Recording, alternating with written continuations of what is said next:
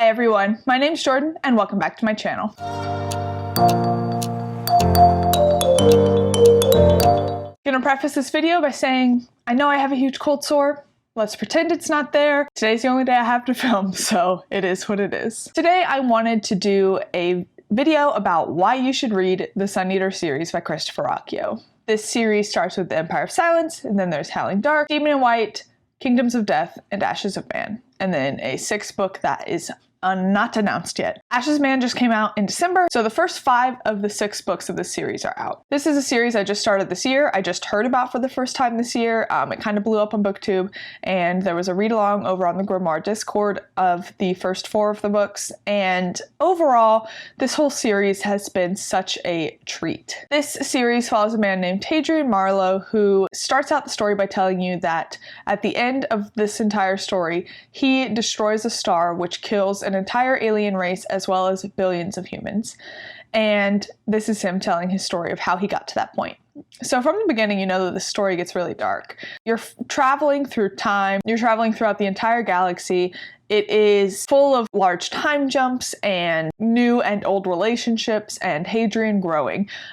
It spans hundreds of years because Hadrian is kind of an enhanced human called a Palatine, and he has a longer lifespan, but also when they're traveling many light years away, they go into fugue, where their bodies are basically preserved until they land. The story starts out with Hadrian being kind of a young, naive boy who is being controlled by his father.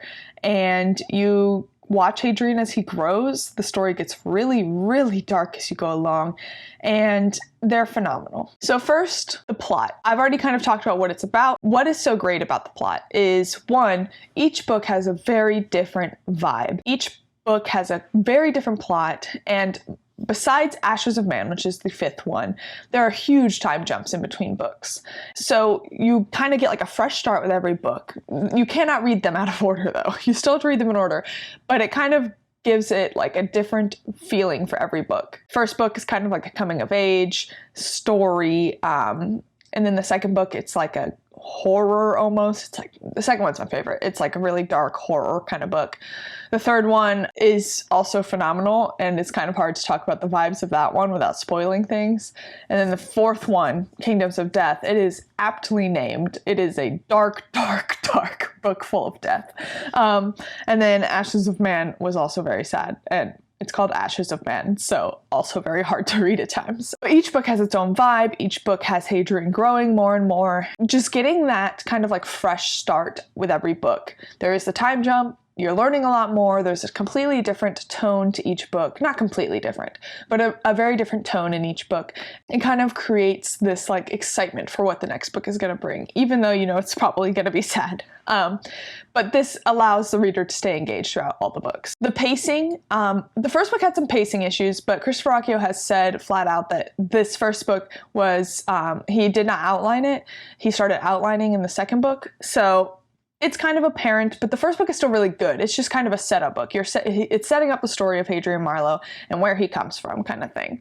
So the pacing of the first book is a little weird at times, but from there the pacing gets really great. There are some slow points that are very intentional. The only pacing issues I found, besides in Empire of Silence, there were a few in Ashes of Man that I found kind of slow, but I think that I did myself a disservice by reading this right after I finished Kingdoms of Death, because I think I was kind of burnt out on Hadrian. Hadrian is extra dramatic in everything he does, and it can get exhausting at times, in the best way. He's an incredible character. That is not a fault.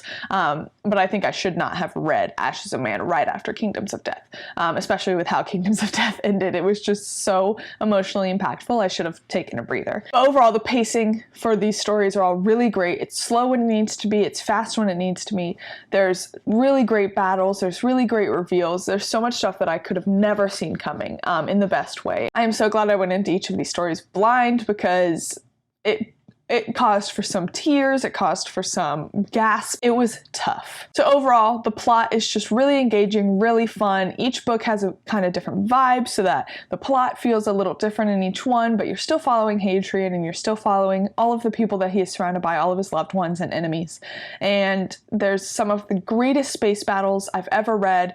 the full interaction between the humans and the Cielsen, which are that's the enemy alien race that Hadrian says he wipes out at the end of the story. All the interactions between the Cielsen and Hadrian are so interesting and so dark, but full of depth. And Hadrian's loved ones that he surrounded himself with and the people that work on his ship with him are all so well developed. And with that, let's talk about the characters. Verrocchio does an incredible job of Hadrian's character growth. Hadrian, from beginning of Empire of Silence to the end of Ashes of Man, is like a completely different person. And it makes sense because hundreds of years have passed and he has gone through some wild shit. So it totally makes sense. But it never feels contrived. Like, you never feel like things are moving too fast or that Hadrian is doing something out of character. His character growth and his character arc are constantly evolving in the best way, in the most believable way. Like, the things he goes through actually impact him. I feel like a lot of times in sci-fi and fantasy, characters go through a lot of really hard trauma and then don't actually cope with it. They just like move on and go to the next thing. But Chris Verrocchio really makes sure that Hadrian is impacted by these traumatic events he's going through, and they impact later events, and they impact how he reacts to things. And I think that it is just a really beautiful exploration into the human psyche and how much a human can take before it's too much. So we definitely deal with a lot of like mental health issues as Hadrian deals with a lot of like these really, really traumatic events, and having basically the entire human race on his shoulders, trying to make sure that he can do all these negotiations and battles and what have you with the Cielsen to try to protect the human race. As for the side characters, a lot of times it feels like side characters don't get very well developed when you're reading a first-person story, but that is not the case with the Suneater series. So much of the side characters are still so well developed, especially the ones that are always around Hadrian, like Valka, Polino, and Switch, and all of the people that are always around him get so much character development. But also so do a lot of the enemies. One of my favorite characters in the entire series is in the second book. I won't spoil who it is. The leader of the Cielsen that Hadrian interacts with a lot in later books is wildly developed in like the best way. He's one of the most interesting villains to read from. And so much of all of these characters are just so well developed, even though it is all told from Hadrian's perspective.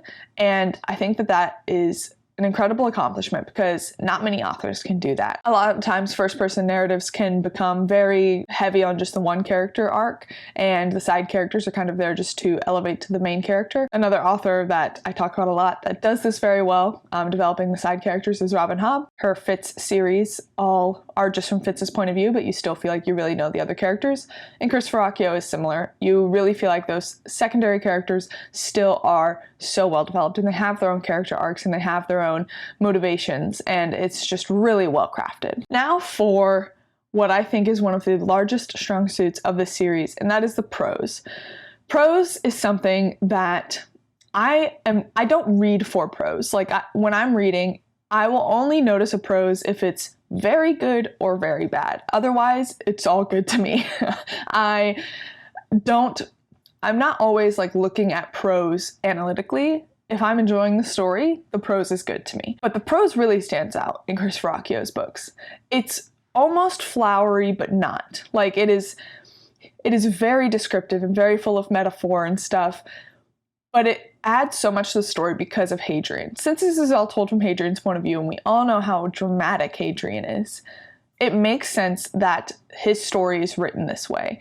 And the prose is just so evocative and immersive. It makes you really feel like you are with Hadrian, and there are so many impactful lines that just like punch you in the gut that are just so great because of the constructed sentences that Chris Verrocchio has created.